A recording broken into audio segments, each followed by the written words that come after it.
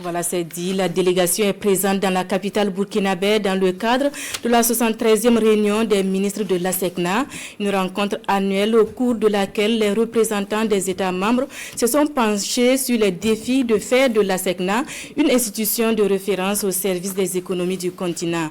Elle a également porté, comme vous l'avez entendu, le Burkina Faso à la tête du comité des ministres. Précision avec Nyakiteda.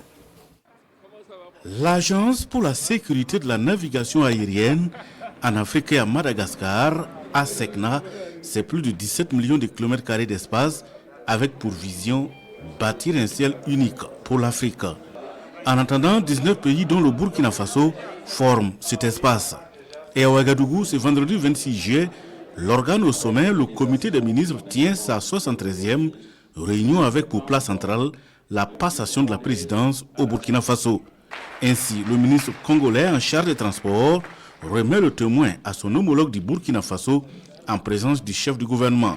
C'est un président sortant qui dit placer la SECNA résolument sur la voie de la révolution technologique pour répondre aux défis du moment. Une stratégie hardie de marketing politique est déployée pour attirer le maximum de pays africains au sein de notre agence.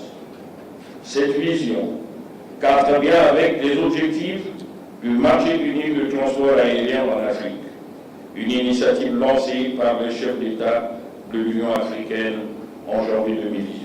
C'est donc un challenge pour le Burkina Faso, relève d'entrée Anuyitol Roland Somda.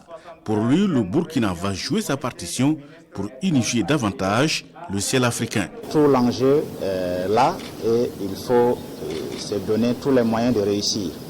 Alors c'est pour ça qu'au niveau de l'agence qu'est la SECNA, au plan de la gouvernance, il y a au sommet le comité des ministres qui se réunit annuellement en session ordinaire et extraordinairement à chaque fois qu'il y a des points importants à inscrire à son ordre du jour. Pour positionner encore davantage cette institution là, au centre des objectifs pour lesquels elle a été conçue, à savoir celle d'assurer une navigation aérienne sûre et d'être un instrument très compétitif au plan international pour les États membres. Pour ce faire, il compte poursuivre les plaidoyers pour des signatures des accords de siège avec la SECNA par les États pour mutualiser les ressources. Sur les 19 pays membres, 12 ont signé des accords de siège.